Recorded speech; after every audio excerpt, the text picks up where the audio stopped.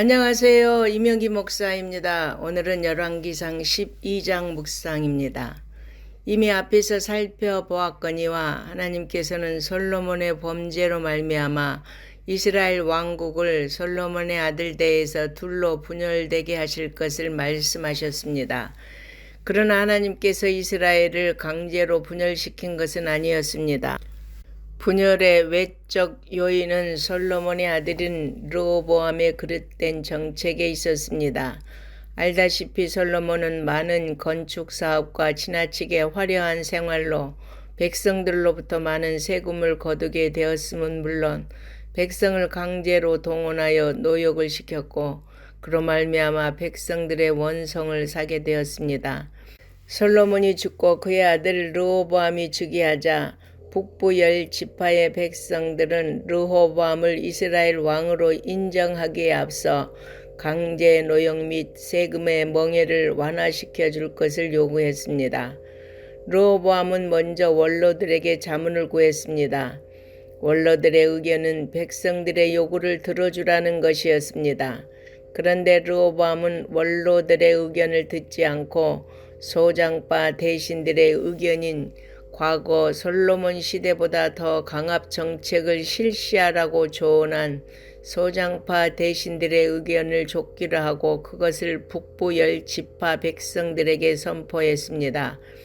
결국 르호보암의 이러한 우매하고 그릇된 태도가 북부지파 백성들의 반발을 일으켜 마침내 하나님의 말씀대로 나라가 분열되는 운명을 맞게 된 것입니다. 백성의 고통을 알아주지 않는 르호보암 왕에게 실망한 이스라엘 백성은 다윗 왕조에 더 이상 충성을 하지 않겠다고 하면서 등을 돌렸습니다. 물론 르호보암이 북부 지파들의 독립선언을 그대로 방관할 리 없었습니다.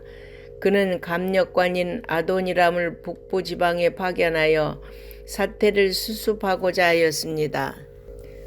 그러나 다윗 왕조에 대하여 마음이 돌아선 북부 지파 사람들은 아도니람을 돌로 쳐 죽였습니다. 그리고는 솔로몬 시대에 반란을 일으켰으나 성공을 거두지 못하고 외국으로 도피하였다가 솔로몬 사후에 귀환한 여로보암을 그들의 초대 왕으로 옹립하고 북이스라엘 왕국을 건국하였습니다. 한편 북부 지파의 반란에 직면한 르호보암은 북이스라엘의 반란을 평정하기 위하여 군사를 소집했습니다. 그러나 르호보암의 군사 행동은 하나님의 사람인 스마야의 만류로 시행되지 않았습니다. 이렇게 하여 이스라엘 왕국은 하나님의 예고대로 마침내 영원한 분열의 시대로 접어들게 되었습니다. 이스라엘의 분열은 솔로몬의 범죄에 기인하였습니다. 이처럼 죄에는 형벌이 따르게 됩니다. 그러므로 범사에 주의하여 죄를 멀리하고 오직 하나님께 순종하는 성도가 되어야겠습니다. 여로보암은 새로운 왕국의 수도를 세겜으로 정하고 세겜을 요새화했습니다. 여로보암은 하나님의 주권적 뜻에 따라 왕으로 세워졌습니다. 그런데 그는 예루살렘 성전 제사로 인해 백성들의 마음이 르호보암에게로 돌아가지 않도록 새로운 종교 제도를 만들어 버렸습니다. 하나님과의 언약 관계가 핵심인데 베델과 단의 금송아지를 만들어 예루살렘에 갈 필요가 없도록 만들므로써 자신의 정권을 지키려고 한 것입니다. 하나님은 솔로몬의 종에 불과했던 여로보암을 온 이스라엘 왕으로 세워주셨고 다윗과 같이 언약에 충성하는 왕이 되라고 명령하셨습니다. 하지만 그는 출발부터 하나님과의 언약을 배신했습니다. 금송아지를 베델과 단에 세워 숭배하게 하는 죄를 범했고 레위 자손이 아닌 보통 백성을 산당의 제사장으로 세우고 마음대로 절기를 정해 금송아지를 숭배하게 하는 죄악을 연쇄적으로 범했습니다.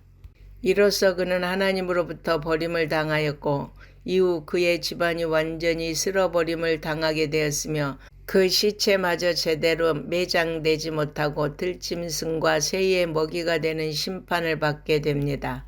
하나님은 그를 높여서 북이스라엘 10지파의 왕으로 삼으셨습니다. 그러므로 그는 하나님의 뜻을 알고 자기의 본분을 다해야 하였습니다. 그렇게 했다면 그는 하나님의 약속대로 왕위가 견고하게 되고 큰 복을 누렸을 것입니다. 그러나 그는 왕이 되자 어리석게도 자신의 왕위를 보존하겠다는 일념으로 온 이스라엘을 우상 숭배로 이끌고 말았습니다.